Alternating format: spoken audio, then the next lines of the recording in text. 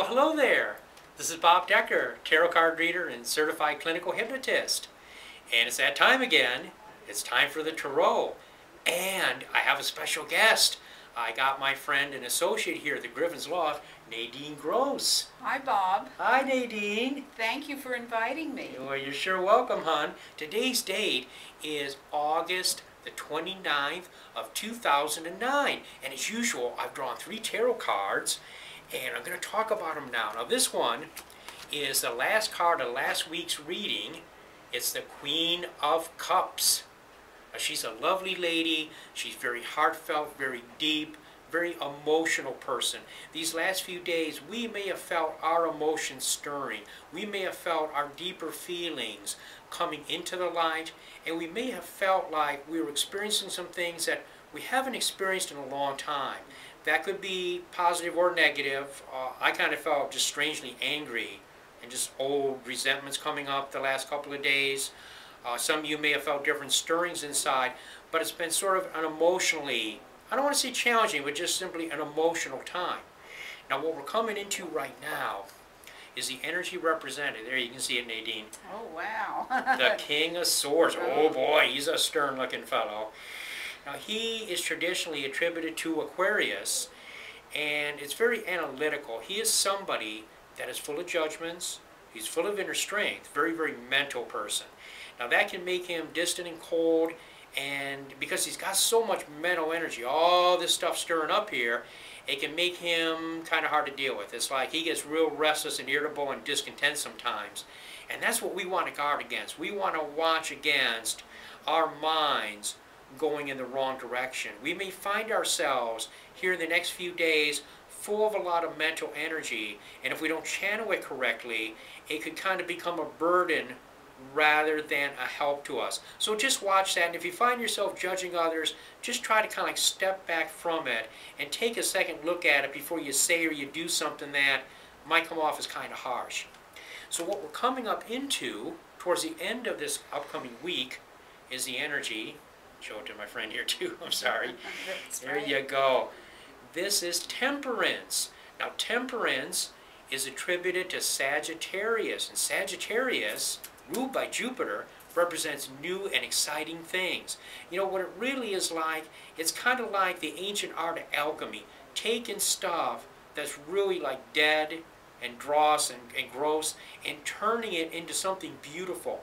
We're going to be taking the stuff we've been learning, I think over the last couple of weeks, and we're going to be bringing it in with new learning that's coming into us and just kind of going into a new direction.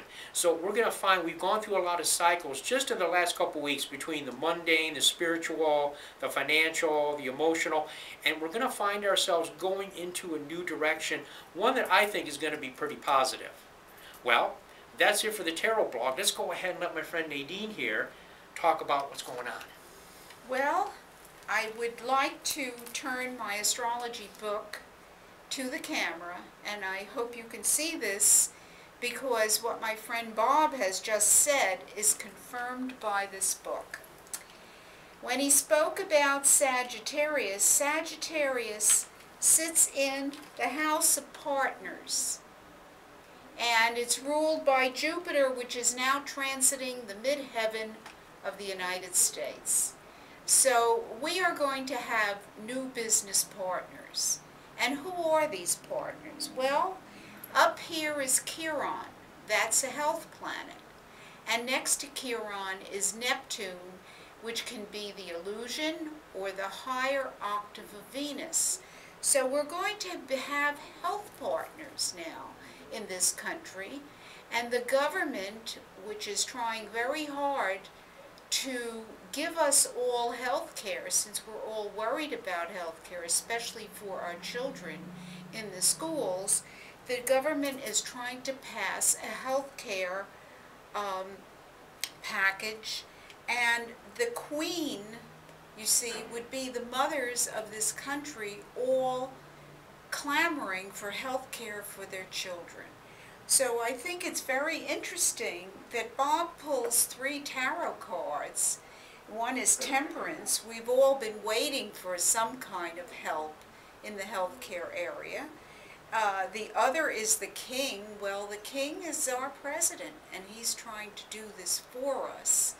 And so Bob is looking at his cards in a very positive and broad way, and I'm looking at what the transits are doing for our country in trying to give us all health care and make it possible for the mothers of this country to stop worrying about the children. Because if we can take care of our children, they're the future of this country. Thank you so much, Bob, for having me and allowing me to just confirm what you've just said. Well, thank you, Nadine. And what is your website, by the way? My website is astrologyandfengshui.net. Thank you. Okay, that's www.astrologyandfengshui.net. Well, that's an easy one to remember, www.astrologyandfengshui.net. Beautiful, beautiful. And Nadine is one of our associates here at the Griffin's Law. She specializes in astrology. You've been doing it a long time, haven't you? Well, I hate to tell you how long, Bob, but it's at least 30 years, yes. Oh my God, so you're a very experienced astrologer, and you're also a feng shui consultant. That's right, and I am a member of the American Federation of Astrologers. And I am a member of the Feng Shui Guild, and I practice both on a very professional basis. Wonderful. Just wonderful. like you, Bob. Oh, thank you. Thank you. Well, listen, friends, it's such a pleasure doing these videos, and I appreciate your support in watching them. I hope that this has helped you and blessed you this day. And until we meet again, to you, many, many blessings. I know.